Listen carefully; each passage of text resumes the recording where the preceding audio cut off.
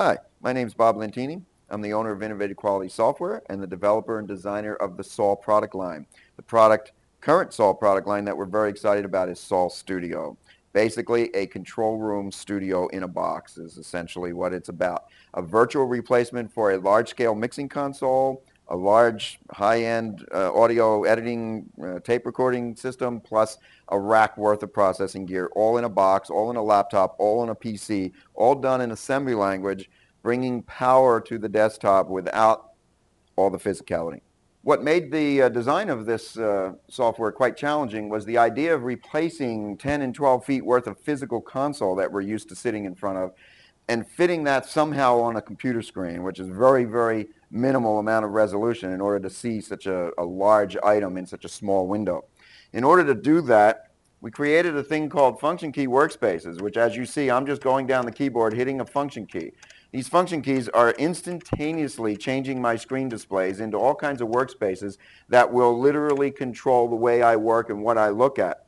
I can go from that view to that view to that view as fast as I can click. Also, you'll notice that I'm looking at a large view of the console that can float and scroll. Absolute speed and efficiency in the hand coding assembly is what brings this to light. I can look at this view and I can double click and bring up an individual module. Or I can look at this view and look at individual modules or tracks down the road. Every control on the module at one time. Now when we actually begin to explore working in an environment like this, if we open up a session and look at the whole session in various fashions. Here we see the session across the multitrack.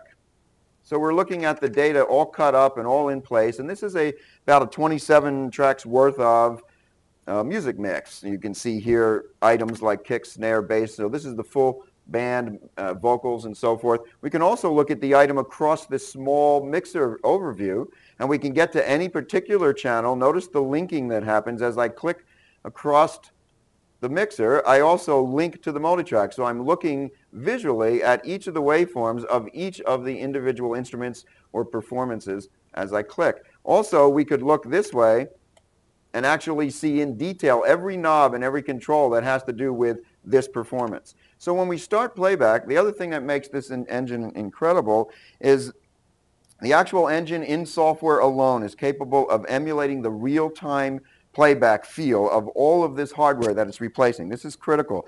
It took a little over 2.5 to 3 years to be able to get the code to do this. When we hit play, and as we look around and jump around, hitting a solo button, going up and adjusting an equalizer, for instance, like this, we're hearing everything live. It is as if we are touching hardware. And this is what makes this such an exciting operation. I'm controlling things in real time. And anything that I want to go control, I can go control. If I want to patch in a gate or a compressor at this point, I simply do.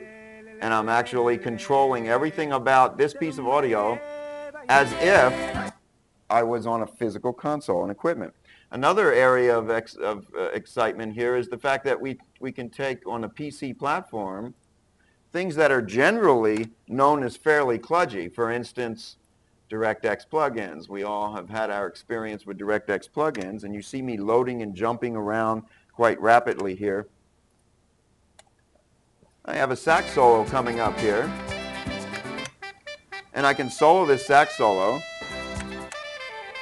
I can also go plug in live on the fly individual plugins, including DirectX. And I can hear the results actively. I can make adjustments actively. I can remove them actively. I can plug in anything that I care to plug in and change things live on the fly. Very exciting portion of this engine brings to life the idea of getting back to hands-on physicality without the need for the physicality. Now the design philosophy here is such that what we're attempting to do is maximize the use of the control room environment. Normally we're sitting in front of 10-foot worth of slab of metal, large console and so forth. that affects the reflection of audio that comes to us. What we're trying to do here is open up a whole nother concept. Without that slab of metal in front of us, we can sit in one spot, get a perfect sweet spot of audio coming right to us, and I can jump around 72 channels stereo, actually, so it's 144 channels worth of console without ever leaving the sweet spot. Very important factor when it comes to large-scale full-out mixing.